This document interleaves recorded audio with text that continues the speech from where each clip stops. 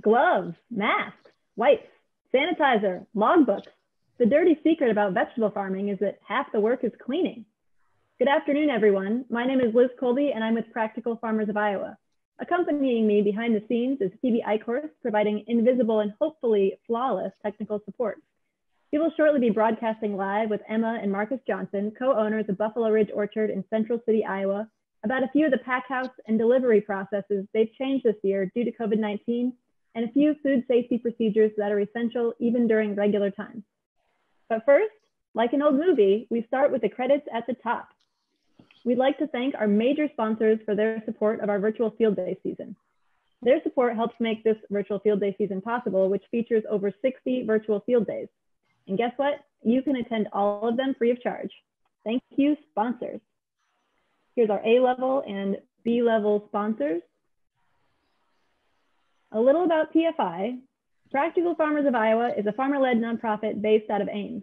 We specialize in farmer-to-farmer knowledge sharing and farmer-led research, with a mission to equip farmers to build resilient farms and communities. All are welcome at PFI, and we invite you to learn more about our organization and access our vast collection of resources at practicalfarmers.org. This virtual field day will run until 1:05 p.m. If you have questions for Emma and Marcus during the field day, please type them into the comment box on Facebook, and I'll do my best to relay your questions to them during our discussion. Also, at the conclusion of this event, please give us your feedback via the online survey. We'll post the link to that in the comment box. Virtual events are new to us, and with your help, we are excited to learn and improve throughout the summer. You'll notice Emma and Marcus are broadcasting from their house since a recent lightning storm busted the internet in their pack house, but don't worry, they have plenty of videos to illustrate the discussion. So let's go live to Emma and Marcus. Thank you both for taking the time to host us today. I know you have a lot to share, and so I'm going to turn the reins over to you. Thank you, Liz. That was a really good introduction. And yes, farming is all about gloves and washing things, I feel like. Even before COVID-19, that's what farming seems like, vegetable farming. So we have an apple orchard and vegetable farm. We have about 4,500 apple trees and about 300 pear trees that we grow. And then we do about 5 acres of vegetables, 2 acres of that being potatoes. And we typically sell this time of year 100% of everything through farmers markets. We do a lot of herb plants, also herb plant sales this time of year. And with COVID-19, we've switched and we're attending 2 virtual markets, but otherwise we're selling everything via our curbside pickup at our farm store, or also we're selling at through a CSA, which we normally don't do a CSA in the spring. We do a CSA in the fall with our apples and vegetables, fall vegetables.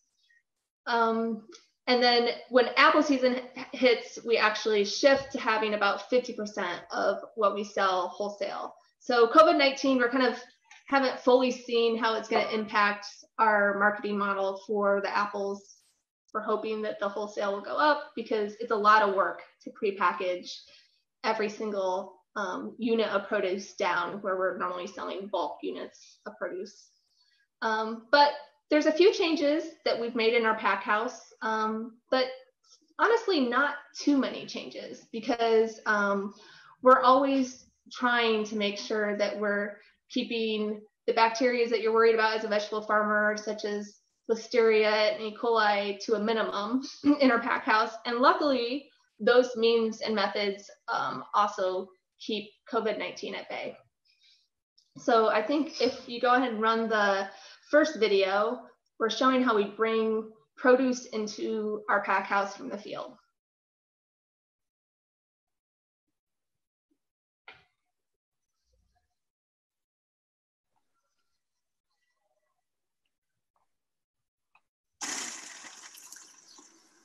So we just brought the lettuce harvest to our north door, which is our receiving door for all of our produce, loaded on carts. This is where all our dirty produce comes through.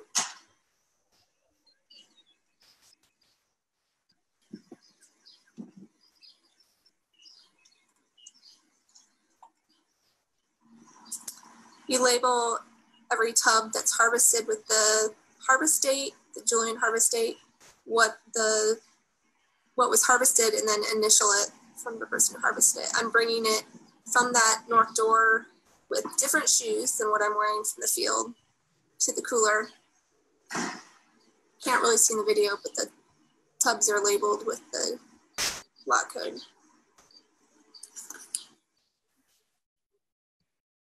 So one thing I want to also elaborate on that video is I'm wearing different shoes in the pack shed. So that isn't a COVID-19 thing. That's just to keeping Listeria or E. coli, anything that might be on our shoes that then could splash up and be affected when we're washing produce, which we'll be showing a video of washing produce in the future. And then I want to elaborate on, we mark every bin that's harvested with a Julian date, and then with initials of who harvested it, and then that ends up getting translated to the final code for when we finish the final lug or the final place that we're going to be packing it. Is there anything else that you think? We're wearing gloves. I mean, typically when we harvest lettuce, we wash our hands really well, and we do actually wear gloves, but I think it's probably good practice, because even if you wash your hands really well, but don't let the gloves give you a false sense of security that your hands are clean, because if you're, harvesting onions and your gloves get really muddy, they're not clean anymore, obviously, and they still need to be washed. If you're moving on to, let's say, a lettuce crop or something else that you don't want to bring that mud onto. And even the gloves, like especially each time when we're starting up cleanup or washing for the day, that we're washing the gloves too. Like, I mean, you wash your hands and then you put on gloves and then you wash the gloves basically too. Like, so that it's washing anything that might be on the gloves, you're washing it before you start washing and packing produce. You're right. So Marcus is referring to when we're wearing gloves that aren't throwaway gloves. I think in the video that you just saw, I had throwaway gloves on, and in that case, they're coming from a sterile environment, so we hope that they're clean.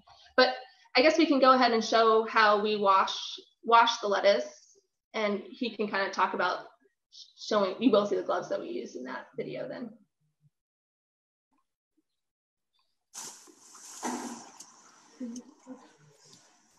So here we're dumping the lettuce into, we have 150-gallon bins that, and we run Tsunami as a sanitizing agent in the water. It's pre-mixed into the water, and that it's, as we're rinsing it, the lettuce just in the water, and then we're moving it to the second tank and doing a second rinse on it. And then we put it into mesh bags to spin it dry. And we use like a regular washing machine as a spinner. So we have the mesh bags into 5-gallon buckets, and then we pull the mesh up and are able to just put the entire mesh bag into the washer to spin it dry. And then once they're dry, we set it out onto tables and are able to, it can dry a little bit more if it needs to, but most of the time coming out of the washer, it doesn't need to dry. Yeah, it gets really, the spinner gets it really dry. And then we also do similar process for our head lettuce of just rinsing it through the two tanks with Tsunami. And one thing the video didn't show is we do a second cut on the lettuce too, right ahead of washing it, because that's going to be where your bacteria is going to, because when you're cutting in the field, you can't keep, that's not a sterile environment in which you're making that first cut. So when we make a second cut before we do that double dip, and we find it keeps the bacteria down on the bottom of that core. So it also, especially with the lettuce, it helps with like the latex that's exuded from that cut, like especially out in the field, you make the cut and there's latex exuded, so that like it just forms a little latex seal at the bottom, at the base, but that has dirt and bacteria in it usually. But then once we pre-chill it in the cooler and then bring it back out to wash it, doing that second cut, it doesn't, more latex doesn't come out then, and especially rinsing it, putting it right in cold water right away, seals it back up sort of without like having a lot more latex around the around the cut. So Marcus made another great point, which is we harvest all of our lettuce typically either at the very beginning, early in the morning, and then we won't be packing that until it's had at least 6 hours in the cooler. But generally what happens is we harvest it in the morning and then we just pack it early in the morning the next day. So it just seems like, you know, we don't want to be wearing our grubby clothes when we're going to be cleaning that material, and then rather than us all like take a shower and then get ready to pack vegetables, it's just better to start the next day and do the packing. Or I mean, if we were that organized to have a separate crew doing separate things, then that would work too. Yeah, can you tell us a little bit about the crew that you have on your farm and who all is doing the labor in your pack house and in the field? Did you want to take that? We're a ragtag group this year, I have to tell you. That's one thing that we struggled with COVID-19, because we're trying to keep kind of a tight group, because we have 3 people on our farm that work that are kind of on that list that would be at high risk if COVID-19 managed to make it to our farm.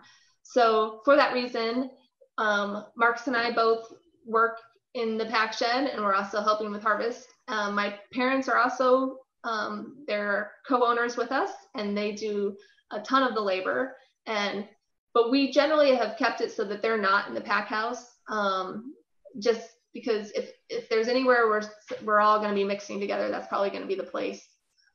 You would see in the video, we have a new rule, which is everyone wears a mask in the pack house, just because that it's an enclosed space, and that's where we're all going to be sharing air with each other.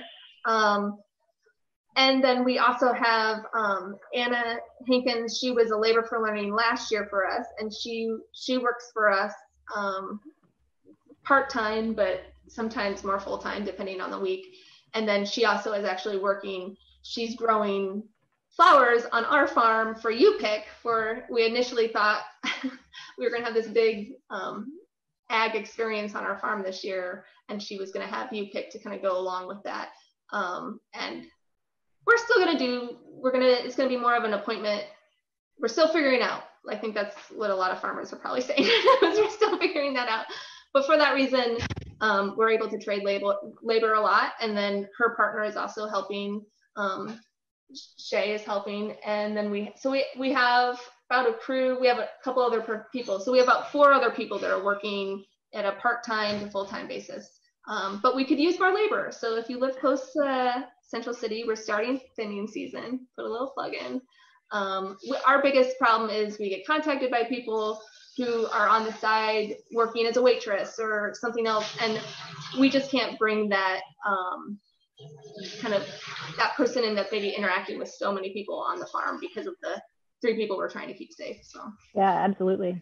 So while we're talking about keeping people safe on the farm, let's look at some of the other processes you put in place for pickup and delivery and sanitizing and cleaning around the farm and the pack house. Sounds good. Okay, you want to go to the next video? Yes, that sounds lovely. Okay, so this is a video of how we do our pickup. So we have CSA pickup and then other pre-orders pickup on the farm on Saturdays. And so we have them call, like it said in the sign, and then I had some bags already preloaded for people because it was the end of the day, so I knew those 3 people were going to show up. And I just put it in their trunk. We asked that they open the trunk for us. And then they'll close the trunk and take off. So it's kind of that slick. And how many pickups like this are you doing, and are they certain days? So we're just doing these on Saturdays, and it's 20 people, so it's easy for us to handle. So this week I actually just advertised we're gonna also do where people can come and look at our herb plants and have more of a shopping type experience on the farm. And that's gonna happen sort of after our curbside pickup from 9 to noon.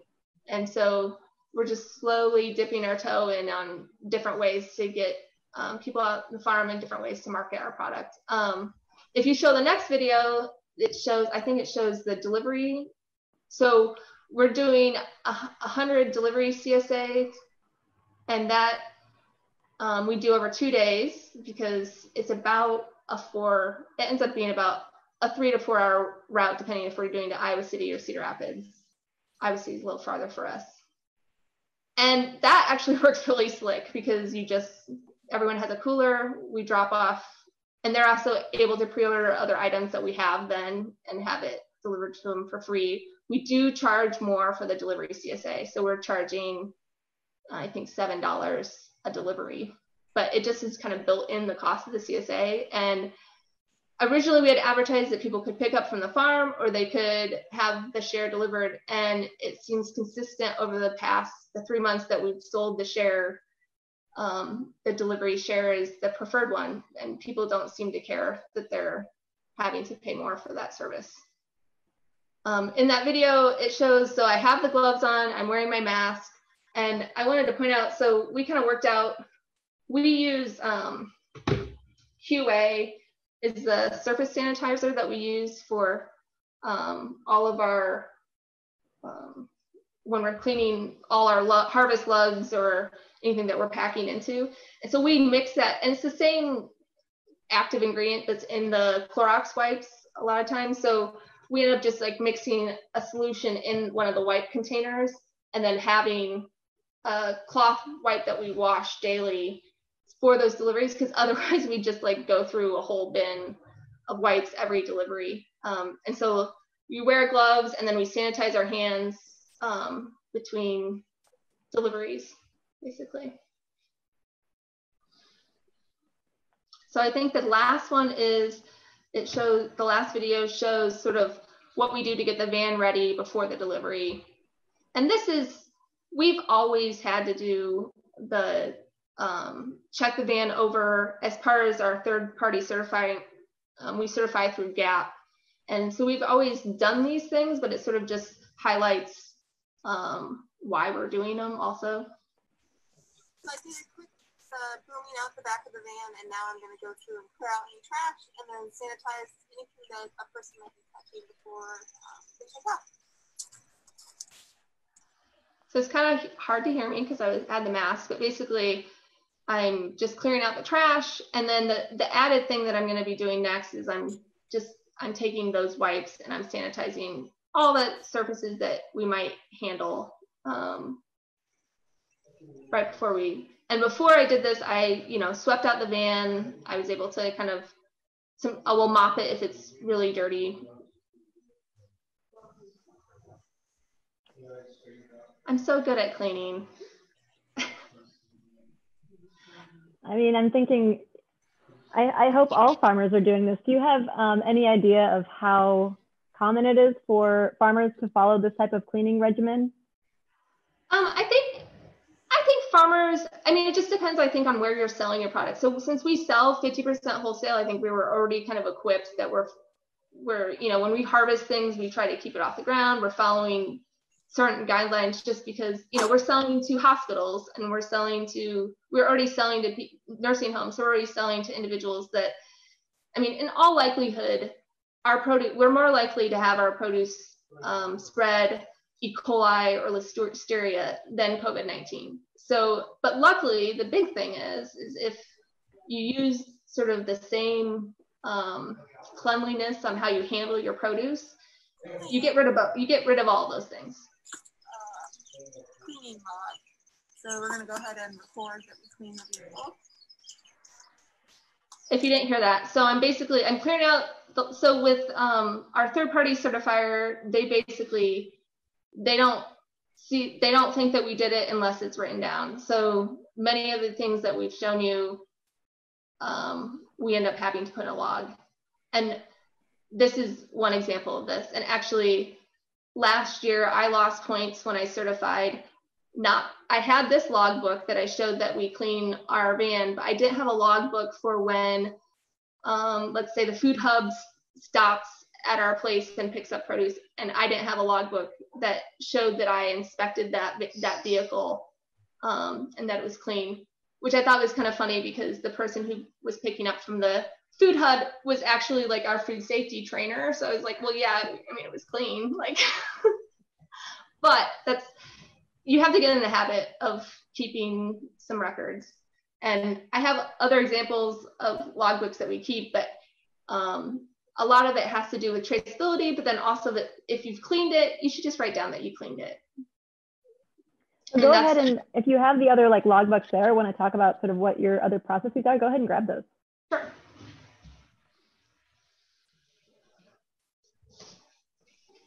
So one thing, when Marcus, like he gets ready the pack shed for washing lettuce, he ends up, we used a lot of test strips to test to make sure that we got so even if it's in the dosatron, it should be at the right concentration. That doesn't mean that it stays at the right concentration. Actually, we had a solution that sat over the winter and he used it, and because of the test strip, he saw that it was actually low. And I mean, after sitting in that mixture for over the winter, it kind of makes sense that things evaporated, things changed. It maybe wasn't as stable. And so every single time we test that, or we test when we mix our surface sanitizer, that ends up in a logbook. So these are just pretty rough, but this is what I just have a logbook I'm just gonna look backwards, but this is the water logs and tests. And I have both my tests for our well that we do 4 times a year to show that we don't have nitrates and we don't have E. coli. And so those tests are in here, but then also we have a log for when, I mean, it's simply the date, what it tests at, if corrections need to be made. So he was able to see that, yeah, corrections need to be made because it wasn't the sanitation level that he wanted. So for the tsunami, we try to hit around 85. Generally, we want it at 80, but if we hit 85, we know that we've reached that threshold we want to be at. It's partially just because on the bottle that it has like the little things, but 85 is the one that it shows, but technically, I mean, like when we're reading making the calculations, it's 80 is the one we want to hit. And then our surface sanitizer, again, we have test strips for the surface sanitizers, and we try to get those at 200 parts per million for the solution. And I think I showed that we have the wipes, but when we have 2 ways that we sanitize our tubs, our harvest tubs or our packing lugs. And it just depends on how many we're doing. So if we're not doing a ton, we'll use like just a little sprayer. This has only been used for QA. And so we'll just spray the tubs. And you want to spray the inside of the tub, the outside of the tub, everything that's the whole part of the tub, not just the interior, the handles that you're going to be handling. Because if the outside of that tub isn't actually sanitized, then you're just spreading that bacteria around. And especially for like our tubs are nesting tubs, so essentially the outside of the tub is touching the inside of the next tub. So for the way we're transporting tubs around, we need all sides to be clean. Yeah. Sure. And then the other way we do is that I mix a larger solution, and it's about, we know for our sinks it's about a half cup, measuring cup of the QA, and we can just dip tubs. If we're doing a full line, we're doing 100 tubs that day, then we can just keep dipping them. But if you do that, you have to make sure that like midway through, it's a good idea to test that dilution again, because if someone wasn't getting the tubs completely clean and some organic matter got into that dilution, then that sanitizer might not be working at that same level. And that large scale tub sanitation, are you doing that in your wash, your big tubs, or where are you doing the sanitizing? So we're just doing those we have just like smaller sinks that we can kind of move around and create a washing line.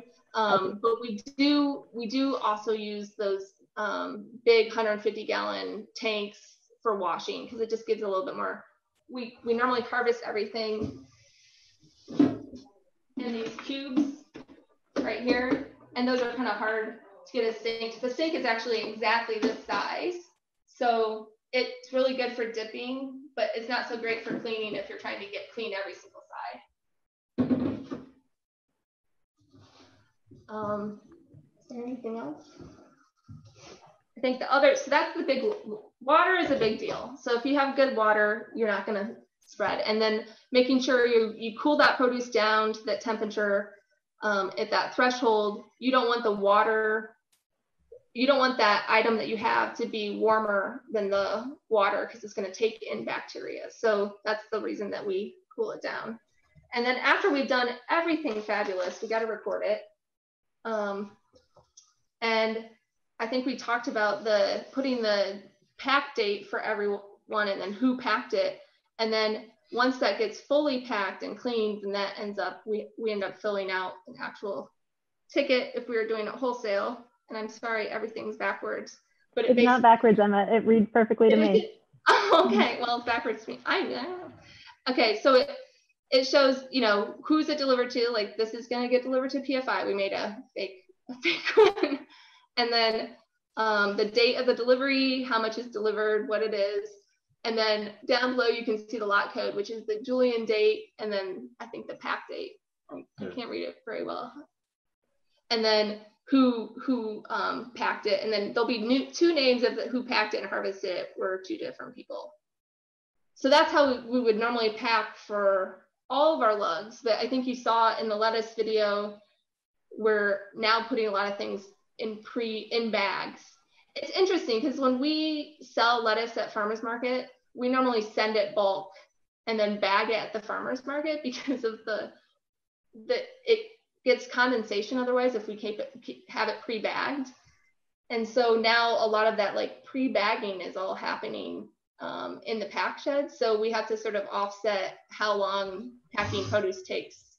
And we've been playing around, and if anyone has any recommendations, because we've been wondering if we'd be better off like packing it bulk, and then as we're packing CSA shares, packing the bags, or we haven't worked that out because that's new territory for us, is handling such small items in the pack shed.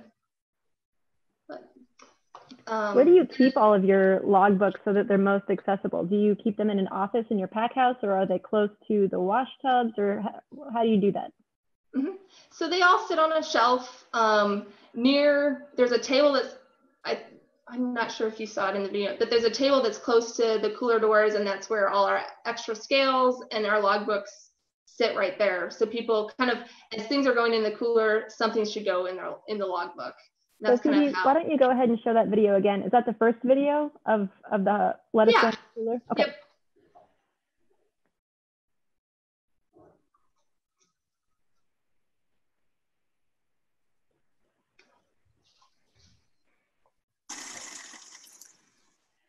So we just brought the lettuce harvest to our north door, which is our receiving door for all of our produce, loaded on carts.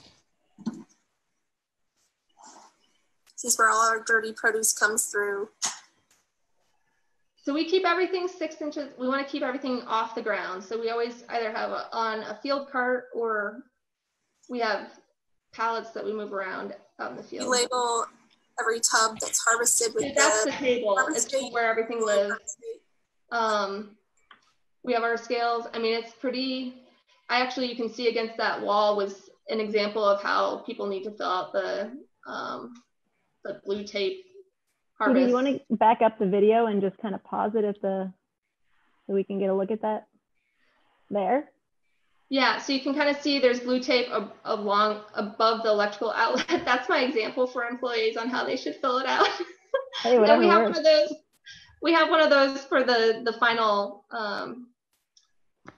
label that goes out for the wholesale labels. And then also above there, which you can't see in the video, is our field plan. And I'm trying to think what else is up there. I remember, you can see it a little bit later in the video. Right there. Oh yeah.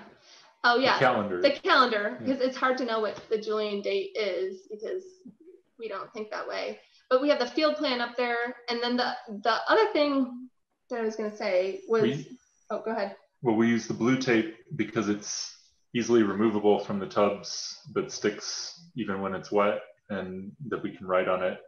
You can't write on it when it's wet. It has to be dry. But yeah.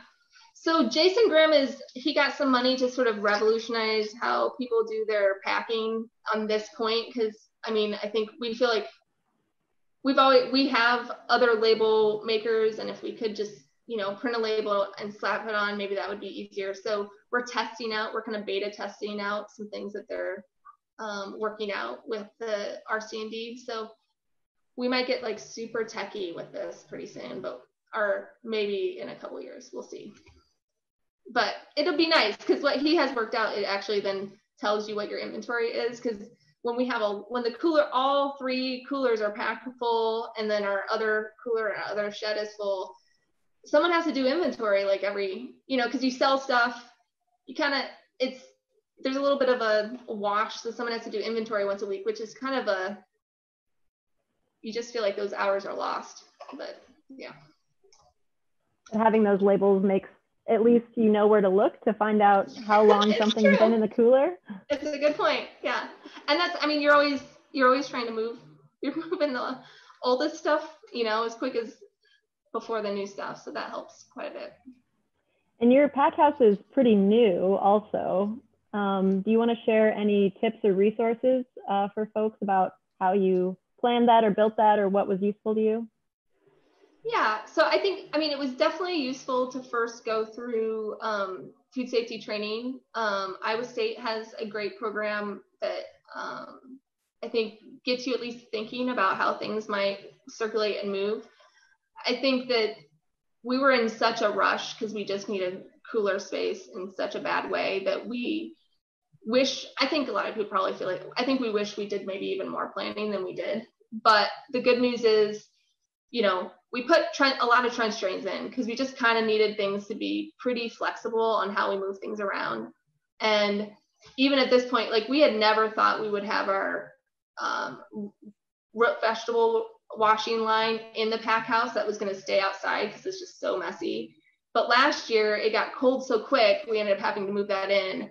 And now it's like, wow, I would have designed this differently if I knew I was going to be washing roots in here. So, think about those things of like, in a normal year, yeah, we wouldn't have to wash a bunch of muddy root vegetables in the pack shed, it's already got us thinking about like, do we need to make an add-on so that we can have this be something we can do that doesn't disrupt everything. Another thing to think about is how you clean your harvest tubs, because if you're using a pressure washer, which we do sometimes, depending on the volume that we're going through and where they're coming from, you want to stagger that you don't want to be pressure washing and aerosol, all that dirt and grime while you're packing something. So if you need those things to happen at the same time, put a wall of separation between the two. Is that something that you implemented or something that you wish you'd implemented? It's something we wish we implemented. Honestly, yeah. I think because it ends up being that we washed everything. Last year we washed everything. Everything was pressure washed. My dad was very good at getting up really early in the morning and washing like a ton of harvest lugs early in the morning. But when we get there, the wash station was really wet. And then we needed to pack apples. And from a food safety standard, I'd prefer it to be dry because water is a vehicle for bacteria. I'd rather be packing the apples when the floors are dry. So it is something that we probably should have thought about. Well, it looks like overall you're doing a great job. And I know that you're both very intent on continuing to be a model for other farms, even though I think you're probably just trying to do your best, but you are also serving as a model for other farms. So I really appreciate you taking the time to share with us today. And we're about out of time. So Phoebe, I want to remind you to put the evaluation in the chat, in the comment box for folks to use. And also if you could pull up the last slide there, Phoebe, while I'm running you hard.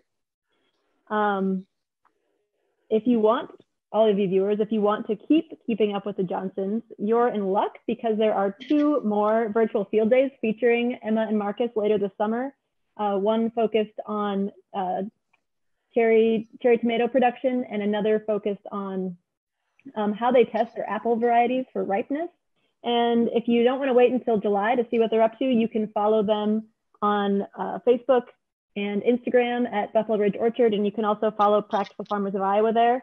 And check out our website. We have over 60 field days this year that we'd love to see you at, in addition to one tomorrow focused on garlic production at Grade A Gardens, and one focused on pest management on Friday at Sundog Farm and Local Harvest CSA in Solon. Please take a few minutes to do that evaluation. If you fill it out, you'll be entered in a drawing to win a PFI water bottle, which we'll mail out to you. And I just want to say again, Emma and Marcus, thanks so much. Say hi to your parents from all of us at PFI and from the folks waving at their Facebook feeds. And share this event with your friends so we can get more people to see these virtual field days. And until next time, stay healthy and enjoy the sunshine, and so long from here. Great. Thanks.